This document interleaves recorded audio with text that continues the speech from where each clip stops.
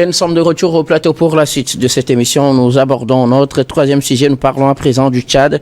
Le pays n'est pas dans une approche de changement de maître. Une déclaration du général Mahamat Idriss Déby Itno. Déclaration que nous allons analyser avec nos invités et qui s'inscrit dans la suite de l'actualité que nous abordions tout à l'heure. Avant d'aller en pause pour le journal, le Tchad avait dénoncé plutôt l'accord militaire qui existait entre lui et la France, accord militaire conclu depuis les indépendances, et dénoncé ce jeudi après le départ du ministre français des Affaires étrangères. Nous en avions parlé, mais on revient là-dessus puisque ce dimanche, le président tchadien est venu, lors d'un discours, apporter beaucoup plus d'éclaircissements sur cette position du Tchad. Il estime que cet accord n'est plus adapté aux réalités. Il dit que cet accord est devenu obsolète. Il ne nous apporte aucune valeur ajoutée, ce qu'il déclare, en ajoutant également que la nécessité plutôt des réparations de la France, parce que la France ne répondait pas réellement aux clauses de cet accord, à en croire le développement fait par le général Déby. Pour lui, il faut préciser que le Tchad n'est nullement dans une logique de remplacement d'une puissance par une autre, encore moins dans une approche de changement de maître. Précision importante que nous allons analyser avec nos invités. Je commence par vous, Sadio Etchou. Alors, le Tchad, en se séparant de la France, on aurait bien pu imaginer qu'il va se rapprocher beaucoup plus de la Russie, parce qu'on le voit ces derniers temps, ce rapprochement de la Russie, d'abord qui est d'actualité au Sahel. Le Tchad est un pays du Sahel et qui aussi dénonce son accord militaire avec la France. On aurait pu logiquement imaginer que ce sera beaucoup plus de rapprochement avec la Russie, avec la Turquie, avec la Chine, avec tous ces partenaires qui se bousculent aux portes des pays africains. Mais précision apportée ce dimanche par le général Déby, il ne s'agit pas de changement de maître. On devait s'imaginer à ce que chacun reste à sa place et qu'on ne remplace pas un ancien maître par un nouveau. Non, je crois que la logique dans laquelle le président tchadien est, c'est une logique de souverainisme, de reconquête de sa souveraineté, parce que pendant longtemps, nos armées nationales ont été humiliées. Et lorsqu'on fait face à une menace, c'est plutôt l'armée française qui prend le devant, menace d'ordre sécuritaire. Et donc, c'est pourquoi vous allez voir que dans tous ces pays-là qui étaient, comme l'on dit, des colonies de la France, il y a un peu de bases militaires. Et donc, c'est en vertu de ces accords-là qu'il y avait de la présence française sur cet territoire. Mais force est de constater que depuis que ce phénomène de terrorisme, de groupes armés terroristes est présent au Sahel, à un moment donné, on a remarqué qu'il n'y avait vraiment pas de résultat. De résultat dans le sens où on ne voyait pas vraiment une armée française qui menait la guerre contre le terrorisme, qui traquait les terroristes, qui les neutralisait comme cela se fait aujourd'hui dans les pays du Sahel. Donc il y avait un certain laxisme que dénonçait déjà un certain nombre de pays. Mais aujourd'hui, il y a une nouvelle génération de dirigeants dans ces pays qui souhaitent vraiment prendre les choses en main. On l'a vu ce qui s'est passé au Mali, on a vu ce qui s'est passé au Niger, ce qui s'est passé au Burkina.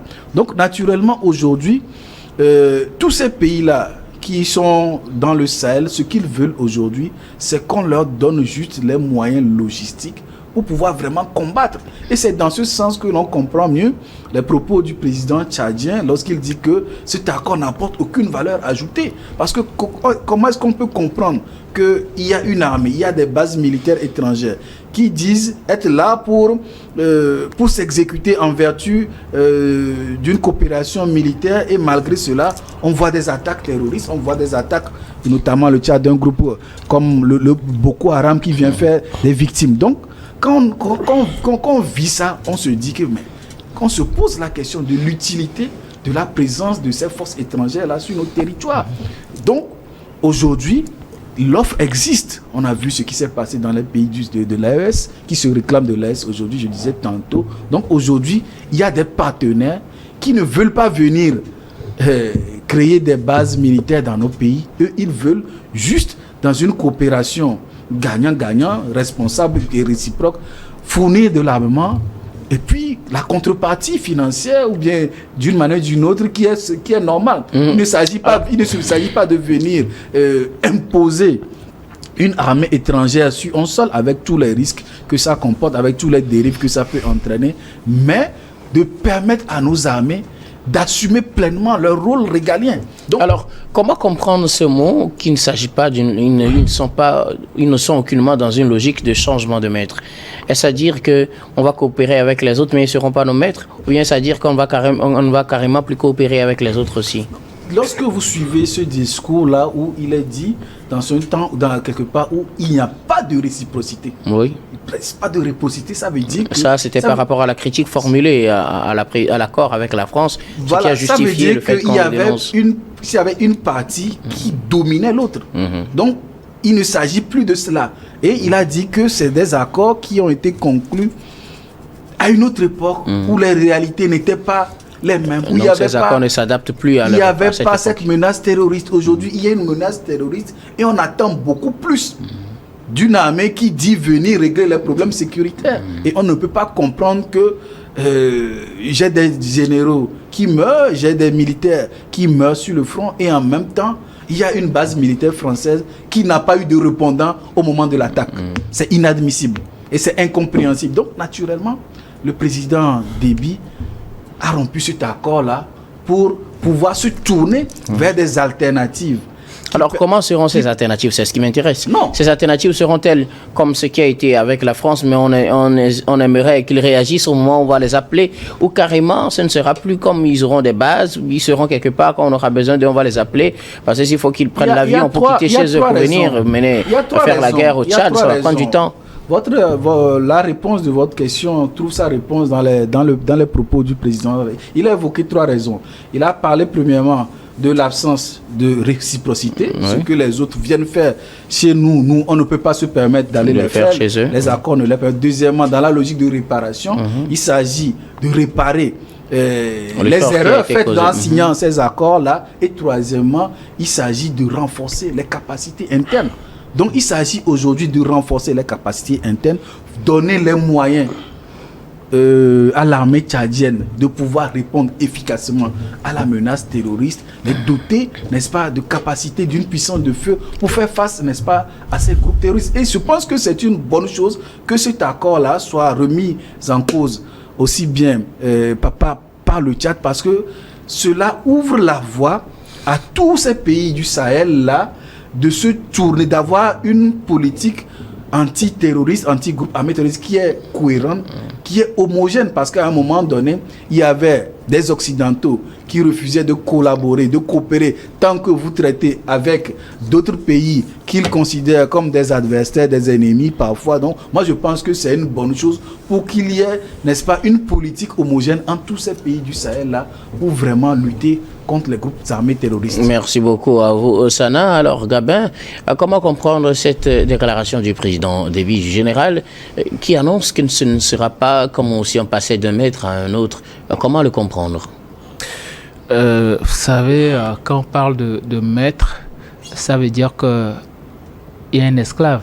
Une relation de Pas forcément. Oui, maître n'est pas forcément avec esclave. On peut trouver d'autres mots. Parce qu'en temps normal, quand c'est maître d'école, il est censé enseigner. Il y a un élève. Donc, maître et élève, peut-être qu'ils étaient des élèves. Non, ce n'est pas comme ça. Vous avez choisi votre mot, j'ai choisi le mien également. Voilà, donc je préfère aller avec mon mot.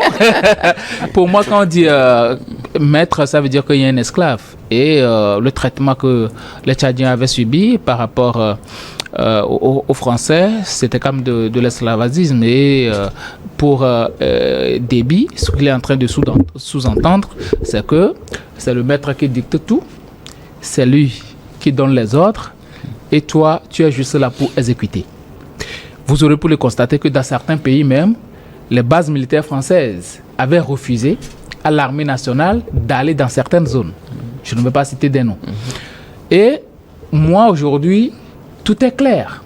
Parce que avant le décès du père Déby, Idriss Déby Itno, le maréchal. Il avait fait, bon, aujourd'hui ce nom-là même n'a plus de sens parce que le gars il est déjà mort. Il avait fait une interview. Ce sont ses actifs. Hein. Il avait fait une interview avec Alain Foka il y a 4 ans, 5 ans, pratiquement, où il a eu à parler des rapports du Tchad et de la plupart des pays africains avec la France. Et ce que son fils dit aujourd'hui, n'est pas différent de ce que son père disait hier. Ni ce que Bourgui a dit récemment. Voilà. Donc ça veut dire que c'était réellement une relation de maître à valet. Une relation dans laquelle tu ne peux rien opposer à la puissance française. Tu ne peux rien dire parce que tu veux garder ta vie, tu veux garder le pouvoir. Aujourd'hui, il faut oser. Ce qui vient de se passer au Tchad aujourd'hui, c'est un camouflet pour la France. Hein? C'est un camouflet parce que tout le monde s'attendait à un retournement de veste d'un pays autre que le Tchad. Si le Tchad, surtout le président Déby, que Emmanuel Macron est venu royalement introniser, se retourne aujourd'hui contre l'accord militaire français, ça pose problème. Ça veut dire qu'il y a tellement de choses dedans qu'il ne peut plus accepter aujourd'hui, surtout que ces troupes subissent des revers sur le terrain. La présence des militaires français au Tchad n'a pas empêché tous les revers là. Ça veut dire que le soutien logistique, ça pose problème. Même au côté renseignement, ça pose problème. Donc aujourd'hui, quel est l'intérêt de garder encore cette relation-là avec la France si la France ne veut pas changer? Parce que je l'ai déjà dit, la France refuse de grandir. Alors que ces colonies, ces ex-colonies, sont en train de grandir, ils voient beaucoup plus clair et que cette génération-là a une envie souverainiste. Donc, la France, normalement, il devait voir loin et dire non, nous devons changer nos rapports avec ces pays-là. Mais ils ne l'ont pas fait. Aujourd'hui, le Tchad se retourne contre la France. Quand le président dit qu'ils ne vont pas changer de maître, ça veut dire que, certes, ils seront partenaires parce qu'il y a une différence entre maître et partenariat. Certes, ils peuvent être partenaires avec des États. Être partenaire, c'est d'arriver à discuter autour d'une table d'égal à égal, d'État à État, mais ne plus accepter que quelqu'un vienne leur imposer ses desiderata. Donc c'est tout à fait normal. Certes, ils vont... Aujourd'hui, la plupart des pays africains, ils diversifient leurs relations avec l'arrivée de la Chine, de la Turquie, de l'Inde et tout.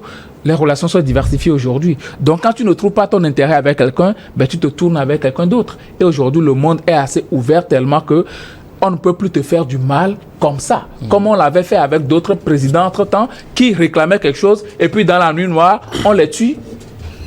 Il y a une nuit blanche. Et puis, on les tue. Beaucoup. Et puis, il n'y a rien. Donc, aujourd'hui, on ne peut plus faire ce genre de choses aux présidents africains qui sont assez ouverts d'esprit. Merci beaucoup à vous, Gabin Adjaro.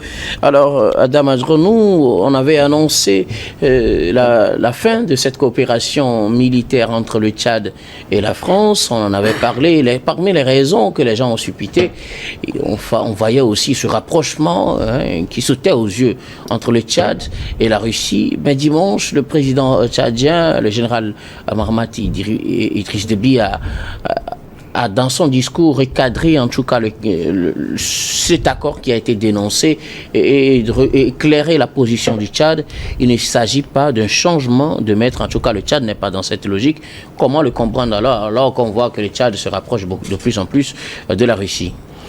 Non, vous savez, pour la plupart du temps, lorsque les pays africains, en tout cas certains qui ont défoncé d'autres dans cette mesure de pouvoir prendre leur distance, sinon renégocier en tout cas ce regard condescendant dont j'en parlais tout à l'heure vis-à-vis de la France. En tout cas, les regards les plus poussés ont toujours tendance à dire que les Africains, sinon les chefs d'État africains, aujourd'hui veulent tout simplement changer de maître. En faisant en sorte, c'est tout comme pour dire que, bon, vous avez déjà beaucoup mangé, nous voulons maintenant faire manger l'autre. Et c'est pas le cas. C'est pas le cas. C'est pas le cas. Et pour la plupart du temps également, c'est pas le cas. Comme je le disais, c'est un changement de paradigme à plusieurs connotations. D'abord, Gabin le disait tantôt, lorsque nous prenons, il dit, véritablement, il faudrait quand même que vous puissiez asseoir sur la même table d'État à État. Les mêmes accords en défaveur des pays africains avaient été signés. Dans la même logique, ils étaient assis d'État à État. Mais le contenu était défavorable par l'autre, compte tenu des avantages liés. Accordés à l'un. Tout à fait. Donc ici,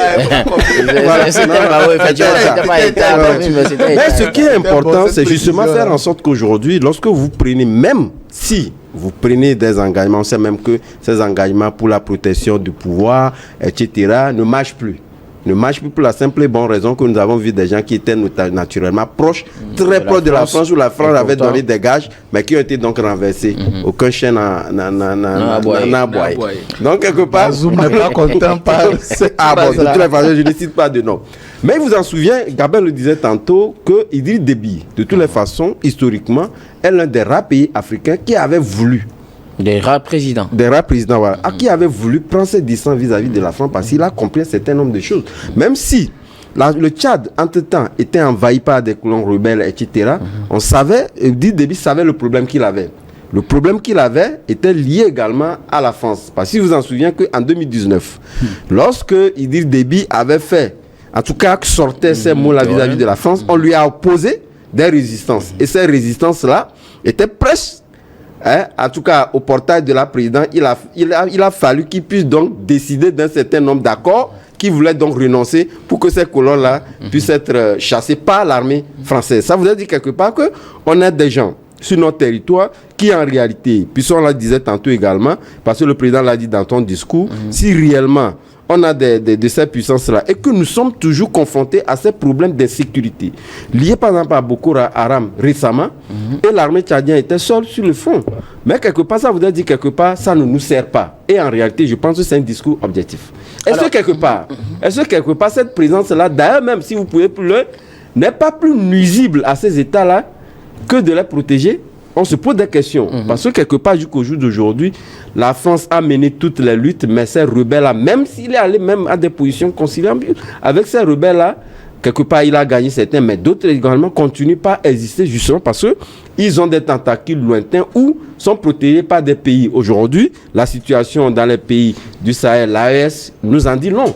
Si aujourd'hui on est arrivé véritablement à déguerpir la France et à retrouver une certaine stabilité jusqu'à ce qu'on ne parle des élections, ça veut dire quelque part que ce qu'on disait en amont, lié donc à cette présidence-là, n'est pas pour autant faux. Même si ce n'est pas objectif sur toute la ligne, ce n'est pas autant faux. Il y a des éléments, parce qu'il y a des éléments factuels qui nous prouvent aujourd'hui qu'avec nous-mêmes, si réellement on veut nous aider et qu'on nous aide réellement, pas parce que vous êtes là, si vous voulez nous aider, formez-nous, fournissez, parce que nous devons acheter. Puis nous n'allons plus retourner sur la manière dont s'achetaient les armes avec la France, etc. Ça veut dire quand même qu'il y a problème. Et le discours tenu par Mahamat, aujourd'hui, c'est un discours objectif, sans rompre, mais justement faire en sorte qu'on puisse véritablement revoir les accords entre les pays africains d'une manière égale, État à État, le vrai État entre États. Vrai État. Ouais. Merci beaucoup à vous tous pour vos contributions. Nous allons marquer une nouvelle pause, puis on reviendra tout à l'heure pour la dernière partie de cette émission. Dernière partie que nous allons bien évidemment consacrer au Togo.